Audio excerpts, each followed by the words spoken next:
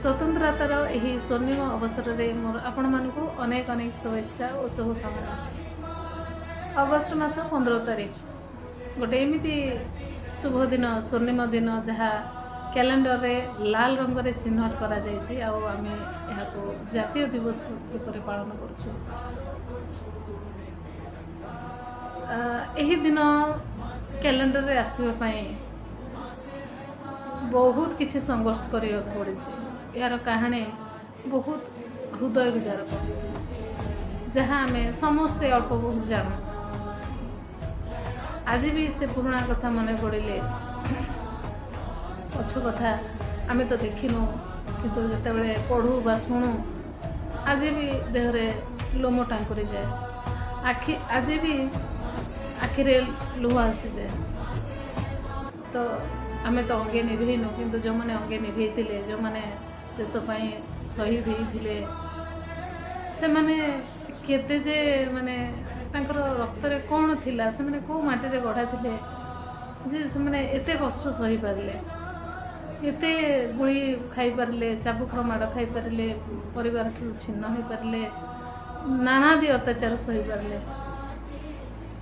तेणु से माने चिर नमस्य तांको जेते तांको पई शब्दकोश शब्द बाहर करी तांको विषय बखाणिले भी शब्दकोश कम पड़ज। तो यही सब यही स्वाधीनता पाइबा केते जे आंदोलन होती केते लाठीमाड़ होती तार किसी हिसाब नहीं। भारत माता निजर सुपुत्र मानक हरई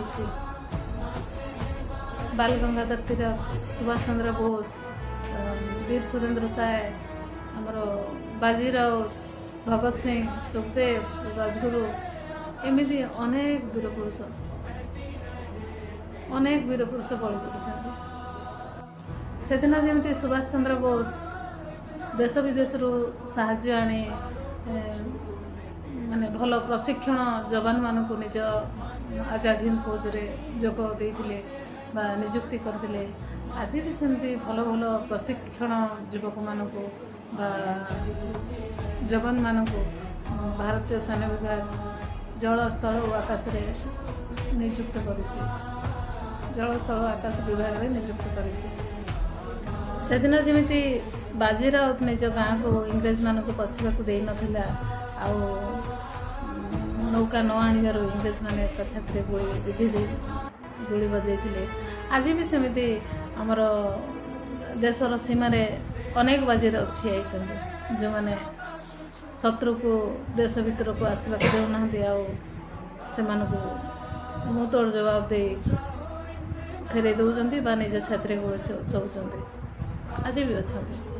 से दिन जमी उधम सिंह लंडन रे बसी जनरल ओडायर को हत्या करथिले सेमिति आज भी आम देश में र भली सब एजेंसी अच्छी जोटा कि बहुत गुप्त भाव में शत्रु मान संधान कर निहत कर। तो से दिन भी वीर पुरुष थे आज भी अच्छा जो मैंने देशर सुरक्षा दायित्व निज कांधरे नहीं जो द्वारा कि आम घरे सुखरे बसी पारचु निश्चिंत रही पारचु। जो स्वाधीनता आम आज पालन करुचु सेटा केवल केवल से ही आम यही दिन माने अनुभव कर दिन मजा पाई पारुचु। यही दिन महात्माटा कौन आम से बुझीपार। देखु जिते खरा दिने 40 डिग्री हो जाऊँ टेम्परेचर से आम घरे रोचु बाहर को बाहर कहीं ना अंशुघातर डर रही गरम आम सही पारनु एसी देकी बसुचु। शीतर सेमती 20-22 गले आमको अत्यधिक शीत लगुचे किंतु से जवान मान को देखते जो मैंने सियाचिन ग्लेशियर रे -32 डिग्री टेम्परेचर रे निजर विजयर बाना उड़ाऊँ आउ राजस्थान 50 डिग्री सेल्सियस रे से पत्थर भली दुश्मन को सामना कर निज छाती गोला बारूद खाऊँ पछे कि दुश्मन को छाड़ूना। तो कौ माटी माने गढ़ा कौ पदार्थ गढ़ा टे चिंता करते जिते कि साइंस कौच ଯେ 50 ଡିଗ୍ରୀରୁ ଅଧିକ ତାପମାତ୍ରା ଏବଂ 0 ଡିଗ୍ରୀରୁ ତଳେ ତାପମାତ୍ରାରେ ମଣିଷ ରହିବା ଅସମ୍ଭବ। ତାହେଲେ ଏମାନେ କିଏ? ଏମାନେ କେମିତି ବଞ୍ଚିପାରୁଛନ୍ତି? ଏମାନେ ଏଇଥିପାଇଁ ବଞ୍ଚିପାରୁଛନ୍ତି କାରଣ ତାଙ୍କ ଦେହରେ ଯେଉଁ ମାନେ ନିଶା ରହିଛି, ଯେଉଁ ତାଙ୍କ ରକ୍ତରେ ଯେଉଁ ଶକ୍ତି ରହିଛି, ସେ ଶକ୍ତି ବା ସେ ନିଶା ଆଉ କାହାର ନୁହେଁ, କେବଳ ମାତୃଭୂମି ପ୍ରତି ତାଙ୍କର ଭଲ ପାଇବା ବା ମାତୃପ୍ରେମ, ମାତୃଭୂମି ପ୍ରତି ପ୍ରେମ। ଏଇ ନିଶା ପାଇଁ ସେମାନେ ସବୁ ଅସମ୍ଭବ କାମକୁ ସମ୍ଭବରେ ପରିଣତ କରିପାରୁଛନ୍ତି, ଆଉ ସବୁ ଦୁର୍ଗମ ପଥକୁ ସେ ଅତିକ୍ରମ କରିପାରୁଛନ୍ତି। ଯେତେବେଳେ ସେମାନେ ଘରୁ ବାହାରନ୍ତି, ତାଙ୍କର ଘରେ ଲୋକ ଜାଣିଥାନ୍ତି ଯେ ଆମ ପୁଅ ଯାଉଛି ମାନେ ତାର ଜୀବନ ବିପଦ ସଙ୍କୁଳ, ତଥାପି ସେମାନେ ତାଙ୍କୁ ନିଜ ପାଖରୁ ବିଦାୟ ଦିଅନ୍ତି। ଗୋଟେ ସ୍ତ୍ରୀ ଯେତେବେଳେ ତାର ସ୍ୱାମୀକୁ ସୀମାକୁ ପଠାଏ, ସେତେବେଳେ ବି ସେ ଜାଣିଥାଏ ଯେ ମୋ ପାଖକୁ ସେ ଫେରିବେ କି ନାହିଁ। ଆଉ ଯେତେବେଳେ ତାର ଛୁଆଟିକୁ ସେ କୋଳରେ ଛାଡ଼ି ଯବାନଟି ଯାଏ, ସେତେବେଳେ ବି ସେ ଜାଣିଥାଏ ଯେ ମୁଁ ଫେରିକି ଆଉଥରେ ମୋ ଛୁଆକୁ ଦେଖିବି କି ନାହିଁ। ଏ ସବୁ ଅନିଶ୍ଚିତତା ଭିତରେ, ଭବିଷ୍ୟତର ସବୁ ଅନିଶ୍ଚିତତା ଭିତରେ ବି ଏଇ ଗୋଟିଏ ଶକ୍ତି ଦିଏ, ମାତୃଭୂମି ପାଇଁ ଯେଉଁ ପ୍ରେମ, ଏଇଟା ହିଁ ତାଙ୍କୁ ଶକ୍ତି ଦିଏ, ଯାହା ସେ ସବୁ ପ୍ରକାର ମୋହ ବନ୍ଧନକୁ ଛିଣ୍ଡାଇ ପାରନ୍ତି। ଆଉ ଗୋଟେ ଢାଳ ପରି ଦେଶର ସୁରକ୍ଷା ଦାୟିତ୍ୱରେ ରହନ୍ତି।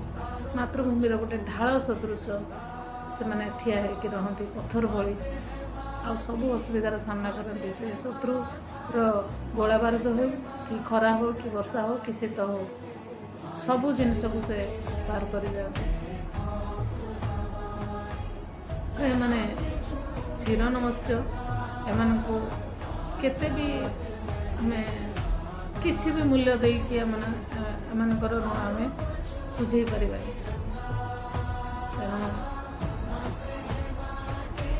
ୟାଙ୍କ ବିଷୟରେ ଆଉ ବହୁତ କିଛି କହିବାର ମୋର ସାମର୍ଥ୍ୟ ନାହିଁ। ଜୟ ହିନ୍ଦ, ଜୟ ଭାରତ।